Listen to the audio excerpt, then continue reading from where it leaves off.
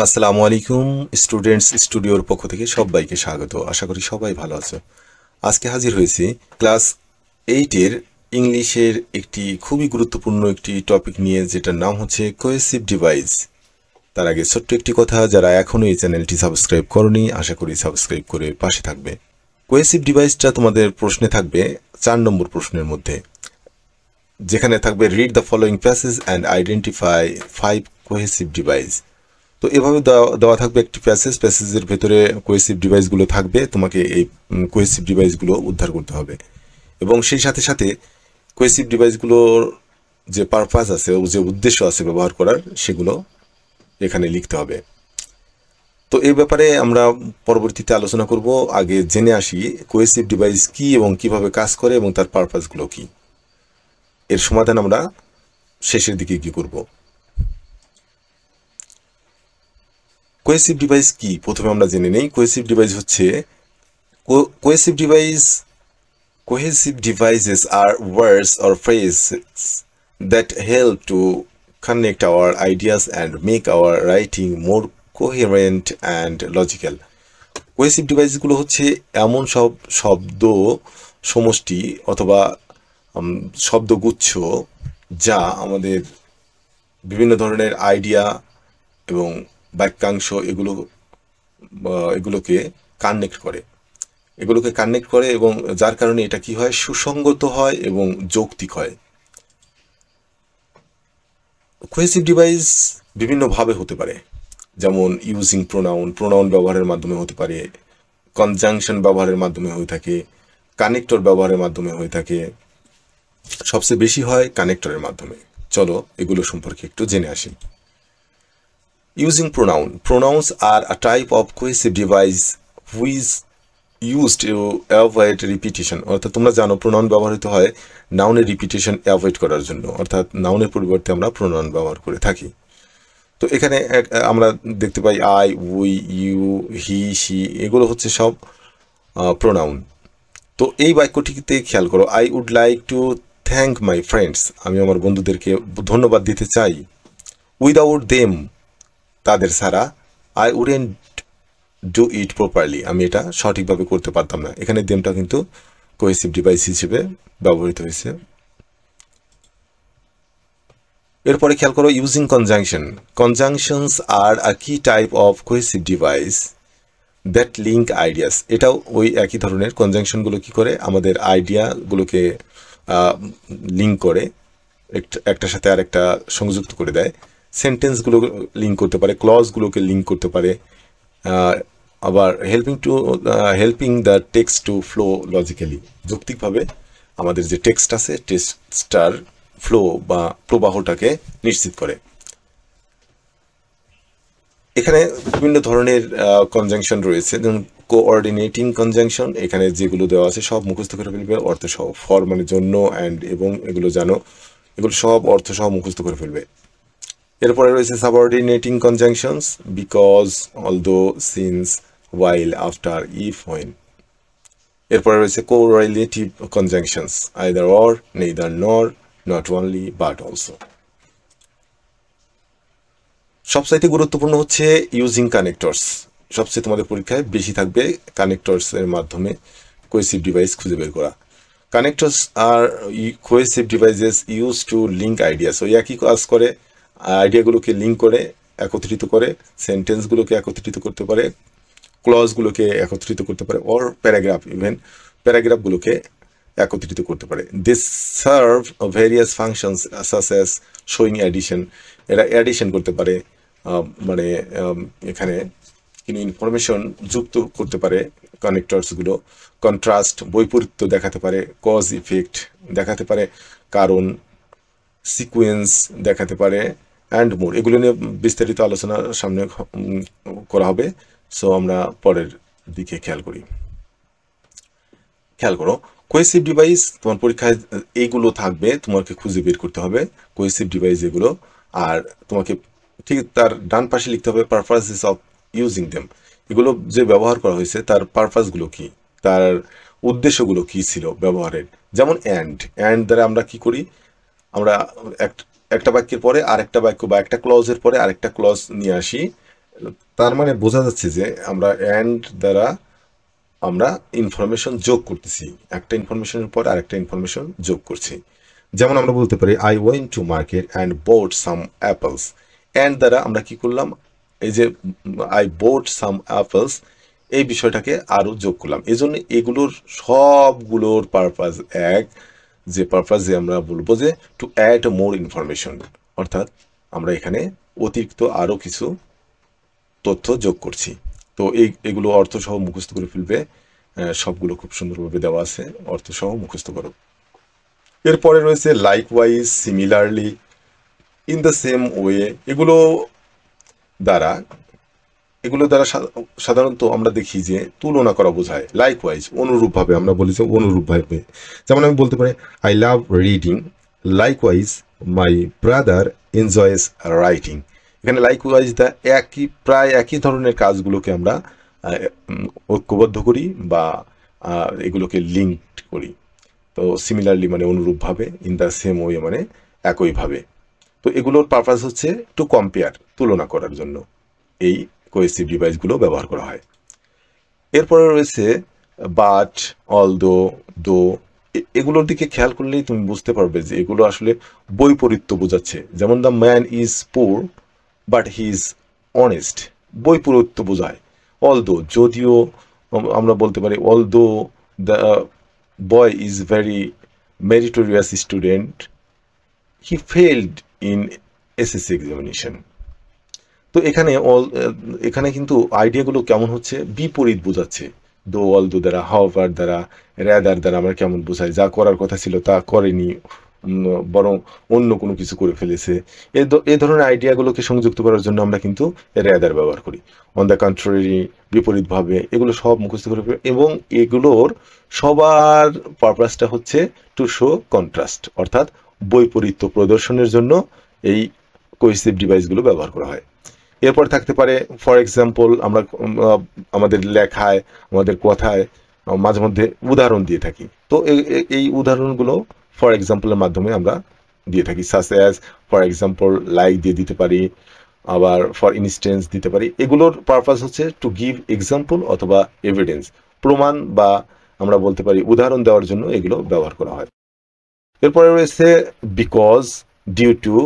এ সবগুলো কারণ দর্শায়, কোনো ব্যাপারে কারণ দর্শায়, যার কারণে এগুলো আমরা সব ক্ষেত্রেই to show cause or reason, এগুলোর পারপাস হচ্ছে কারণ দর্শানো। এরপরে রয়েছে consequently, as a result, therefore, so, thus. এ সবগুলো দ্বারা ফলাফল বোঝায়, কোনো ঘটনার ফলাফল। কনসিকুয়েন্টলি, অ্যাজ এ রেজাল্ট, ঘটনার ফলাফল যখন আমরা পাবো, সাধারণত তোমাদের প্যাসেজের মধ্যে একটা ঘটনা দেওয়া থাকবে, ঘটনার শেষের দিকে হোক বা মাঝখানে হোক, ওই ঘটনার বা ওই ব্যাপারটার একটা ফল থাকবে, সেই ফলাফলটা আমরা এটা উল্লেখ করব, সেখান থেকে নিব। এবং এখানে আমাদের পারপাসটা হবে to show consequence or result. Consequence মানেও ফলাফল, রেজাল্ট মানেও ফল।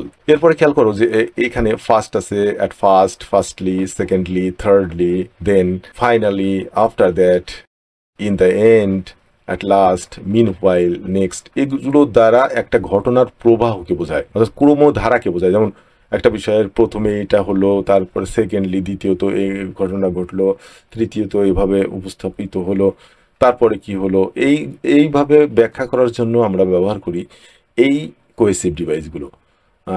যেখানে আমরা পারপাসটা লিখব টু মেক আ সিকোয়েন্স, একটা ক্রমধারা বর্ণনা করার জন্য এইগুলো ব্যবহার করা হয়ে থাকে।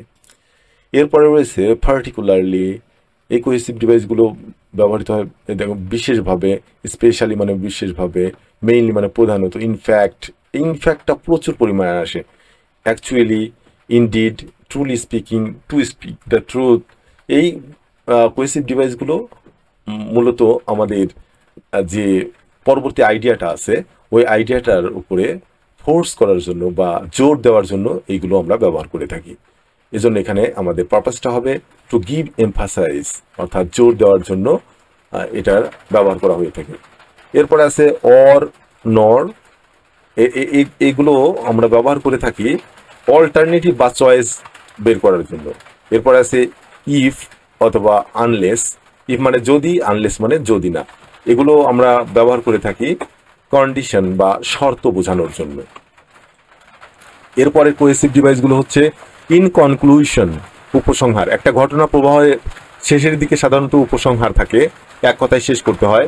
টু কনক্লুড ব্যবহার করি আমরা, ওভারঅল ব্যবহার করি, দেয়ার পর ব্যবহার করতে পারি, টু সামারাইজ ব্যবহার করি, দাস বলি এইভাবে এই ঘটনাটি ঘটেছিল। টু সাম আপ, সংক্ষেপে বলতে গেলে এইগুলো ঘটে। তো এইগুলোর ব্যাপারে আমরা সবগুলোই আসলে মূলত টু কনক্লুড অর সামারাইজ আইডিয়াগুলোকে সামারাইজ করা বা ঘটনাকে শেষ করে দেওয়ার জন্য আমরা এই কোহেসিভ ডিভাইসগুলো ব্যবহার করে থাকি। আচ্ছা, কোহেসিভ ডিভাইসের ভেতরে কিন্তু ডব্লিউএইচ ওয়ার্ডগুলোও থাকতে পারে, যেমন হু, হোয়াট, হোয়ার, হোয়েন, হুইচ, এই ওয়ার্ডগুলোও থাকতে পারে। তো এগুলো তোমরা মাথায় রাখবে। স্যাম্পল কোশ্চেনে কিভাবে প্রশ্নটি আসে আমরা সেটা একটু আলোচনা করার চেষ্টা করি। Read the following passage and identify 5 cohesive device. নিচের প্যাসেজটি পড়ো এবং তুমি কোহেসিভ ডিভাইসগুলো উদ্ধার করো। এবং অবশ্যই এখানে 5টির বেশি তুমি দিবে না, এখানে 5টির বেশি কোহেসিভ ডিভাইস দেওয়া থাকবে। তুমি তোমার কাছে সবচাইতে সহজ মনে হয় এমন কোহেসিভ ডিভাইসগুলো এখানে উল্লেখ করবে, যেটা বিভ্রান্তিকর মনে হয় সেটা অ্যাভয়েড করে দেবে। আর কোহেসিভ ডিভাইসগুলো শুধু উদ্ধার করলে হবে না, বাম সাইডে সেই কোহেসিভ ডিভাইসগুলোর নামগুলো লিখতে হবে, আর ডান সাইডে তোমাকে তার পারপাসগুলো লিখতে হবে বা এটা ব্যবহার করার উদ্দেশ্য কি সেটা উল্লেখ করতে হবে। ইতিমধ্যেই তোমরা এটা সম্পর্কে জেনে গেছো। তো এই প্যাসেজের মধ্যে তোমরা খেয়াল করলে বুঝতে পারবে, এতক্ষণ যদি মনোযোগ সহকারে ক্লাসটি করে থাকো তাহলে বুঝতে পারবে যে এখানে কোহেসিভ ডিভাইস কিন্তু প্রথম লাইনে এখানে আছে ইনফ্যাক্ট মানে প্রকৃতপক্ষে। তো এরপরে তুমি খুঁজে বের করো এরপরে কোহেসিভ ডিভাইস কি আছে। অবশ্যই বাট, তারপরে আছে এখানে রেদার, এরপরে দেখো অ্যাজ এ রেজাল্ট, এগুলো সবই কোহেসিভ ডিভাইস। তারপরে আছে মোর ওভার, তারপরে তুমি দেখতে পাও যে বিসাইডস, এইগুলো cohesive device. Further more, after that, এগুলো সব কোহেসিভ ডিভাইস। আবার আছে স্পেশালি, এরপরে আছে দাস। তুমি ঘটনা প্রবাহ একটু দেখলে বুঝতে পারবে এগুলো সবই হচ্ছে কোহেসিভ ডিভাইসেস। তো কোহেসিভ ডিভাইসগুলোর পারপাসগুলো কি আমরা এখানে এভাবে লিখব। তুমি পরীক্ষার খাতায় অবশ্যই এরকম একটি টেবিল অঙ্কন করবে। এখানে বলা আছে ইউজ দ্য টেবল বেলো। তো এখানে দেখো আমরা প্রথমে ইনফ্যাক্টের পারপাসটা আমরা কি অবশ্যই জানি, ইতিমধ্যে আমরা শিখে ফেলেছি। পারপাসের এখানে ইনফ্যাক্ট ব্যবহার করার উদ্দেশ্য হচ্ছে এই ব্যাপারটাকে আরও জোরদারভাবে উপস্থাপন করার জন্য, যার কারণে আমরা ব্যবহার করবো টু এম্পাসাইজ। শুধু এটুকু লিখবে, টু এম্পাসাইজ, এটুকু লিখলেই হবে। পরেরটা হচ্ছে আমরা ব্যবহার করছি বাট। আমরা জানি যে বাট দিয়ে কি বোঝায়, কোনো ঘটনা প্রবাহর বিপরীত অবস্থানকে বোঝায় বা বৈপরীত্য বোঝায়, যার কারণে আমরা লিখব টু শো কন্ট্রাস্ট মানে বৈপরীত্য প্রকাশ করা। এরপরে আছে রেদার, যেটা দিয়ে বৈপরীত্য বোঝায়, অর্থাৎ ঘটনা প্রবাহ যেটা হওয়ার কথা ছিল সেটা না হয়ে ভিন্ন দিকে হয়েছে, এজন্য এটাও বৈপরীত্য বোঝাবে, এজন্য এখানেও ব্যবহার হবে টু শো কন্ট্রাস্ট। এরপরে আছে দেখো অ্যাজ আ রেজাল্ট দিয়ে কি বোঝায়, কনসিকোয়েন্স অথবা রেজাল্ট বা ফলাফল, এজন্য আমরা এখানে ব্যবহার করব টু শো কনসিকোয়েন্স অথবা রেজাল্টও দিতে পারো। এরপরে আমরা পাবো মোর ওভার দিয়ে আসলে কি বোঝায়, অবশ্যই একটি কথার সাথে আরেকটি কথা জুড়ে দেওয়া বা আরও কিছু ইনফরমেশন অ্যাড করার জন্য মোর ওভার ব্যবহার করা হয়, এজন্য আমরা টু অ্যাড মোর ইনফরমেশন। এখানে মোর ওভার গেল। তো তুমি দেখতে পাচ্ছ যে এরপরে আছে বিসাইডস দিয়ে কি হয়, বিসাইডস দিয়ে কিন্তু ইনফরমেশন অ্যাড করাই হয়। বিসাইড দিয়ে আমরা প্রথমে যে কথাগুলো বলি আরও কিছু কথা যুক্ত করার জন্য বিসাইডস বলি যে তাছাড়াও এই ঘটনাটি ঘটেছে। আফটার দ্যাট দিয়ে আমরা কি বোঝাই, একটা ঘটনা প্রবাহকে বোঝাই, ঘটনা প্রবাহের একটা স্তরকে বোঝাই, যার কারণে আফটার দ্যাটের মাধ্যমে আমরা ব্যাপারটার সিকোয়েন্স বোঝাই বা ক্রমধারা বোঝাই। তাহলে আমরা আফটার দ্যাটের জন্য লিখবো টু এক্সপ্রেস দ্য সিকোয়েন্স। তারপরে আছে ফার্দার মোর দিয়ে কিন্তু ওই মোর ওভারের মতোই ঘটনার সাথে আরও ইনফরমেশন যুক্ত করার জন্য ব্যবহৃত হয়, তাহলে এক্ষেত্রেও কিন্তু পারপাসটা একই থাকবে। এরপরে দেখো স্পেশালি শব্দটি দিয়ে আমরা কি করি, ঘটনাটার জোর দেওয়া বোঝাই, যার কারণে আমরা এখানে ব্যবহার করব টু এমফাসাইজ। এরপরে আছে দাস দিয়ে কি করি আমরা সাধারণত দাস ব্যবহার করে ওই ঘটনাটার ফলাফল উল্লেখ করি। সো এখানে আমরা বলতে পারি টু শো কনসিকোয়েন্স অথবা রেজাল্ট। আশা করি বুঝতে পারলে। এরপরে তোমাদের জন্য রয়েছে একটি এক্সট্রা এক্সাম্পল, যেখান থেকে তুমি আরও একটু ভালো আইডিয়া পাবে কোহেসিভ ডিভাইস সম্পর্কে। দেখো, early rising is one of the best habits. সকাল সকাল ঘুম থেকে ওঠা সবচাইতে ভালো অভ্যাসগুলোর একটি। That a man can possess, যা একটি মানুষের রয়েছে। এখন এইখানে দ্যাট কিন্তু একটি কোহেসিভ ডিভাইস, কারণ এটা আ ম্যান ক্যান পজেস এই তথ্যটিকে সংযুক্ত করেছে। তাহলে আমরা বলতে পারি যে দ্যাট হচ্ছে একটি কোহেসিভ ডিভাইস এবং এর পারপাসটা হচ্ছে টু অ্যাড মোর ইনফরমেশন। এরপরে দেখো ইনফ্যাক্ট শব্দটি কিন্তু কোহেসিভ ডিভাইস এবং এটার পারপাস হচ্ছে to emphasize. In fact the benefits of early rising are many. এরপরে খেয়াল করো, এই যে ফার্স্টলি শব্দটি আছে এখানে, প্রথমত এই যে বেনিফিটগুলো দেখাবে এখন, মানে সকাল সকাল ঘুম থেকে ওঠার যে অনেক বেনিফিট বা লাভ আছে সেগুলো এখানে বর্ণনা করা হয়েছে, যার কারণে প্রথমে কোন লাভটা আছে, এই যে ঘটনা প্রবাহ। ফার্স্টলি এটাও একটি কোহেসিভ ডিভাইস এবং এই কোহেসিভ ডিভাইসের পারপাসটা হচ্ছে টু এক্সপ্রেস অথবা two show the consequence. If we get up early, প্রথমত আমরা যদি সকাল সকাল ঘুম থেকে উঠি, উই গেট ইনাফ টাইম, আমরা প্রচুর সময় পাই টু ওয়ার্ক, কাজ করতে। এরপর দেখো দাস শব্দটি কিন্তু কোহেসিভ ডিভাইস।